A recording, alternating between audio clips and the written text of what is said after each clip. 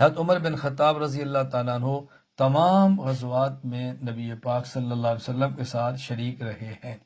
حضرت عمر چنانچہ امام تقی الدین ابو الفتح محمد بن علی بن وہب بن مطیع القشیری المروح ابن دقیق العید رحمہ اللہ وفات 702 ہجری شرح الالمام باحادیث الاحکام اس میں فرماتے ہیں بشاہد عمر رضی اللہ تعالی عنہ مع رسول اللہ صلی اللہ علیہ وسلم بدرن و احدن والخندق و بیعت الرضوان و خیبر والفتح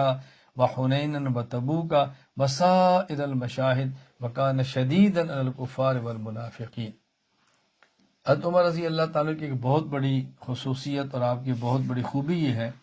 کہ بہت سارے امور شریعت میں جو آپ مشورہ دیتے تھے وہی باتیں قرآن بن کر نازل آتی، وہی بن کر آ جاتی۔ ان کو کہتے ہیں موافقات عمر رضی اللہ تعالی عنہ۔ حضرت ابو ہریرہ فرماتے ہیں کہ رسول اللہ صلی اللہ علیہ وسلم نے فرمایا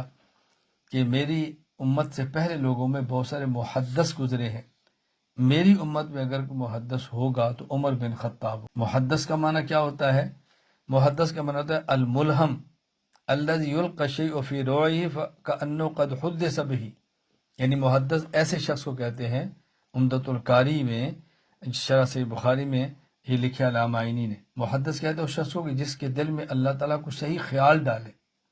صحیح خیال ہے، صحیح، اسے کہتے ہیں محدث۔ تو اللہ کے نبی صلی اللہ علیہ وسلم فرمایا کہ پہلی امتوں میں بھی محدث تھے، اگر میری امت میں محدث ہوگا تو عمر ہوگا، یعنی اس کے دل میں وہ خیال آئیں گے اللہ کی طرف سے جو بالکل درست ہوں گے۔ حضرت امام ابو عبداللہ محمد بن اسماعیل بخاری رحمہ اللہ وفات 256 ہجری صحیح بخاری میں فرماتے ہیں کہ اللہ کے نبی صلی اللہ علیہ وسلم فرمایا انہو قد کان فی ما مضی قبلکم من الامم محدثون وانہو ان کان فی امتی ہذہ منہم فانہو عمر بن الخطاب۔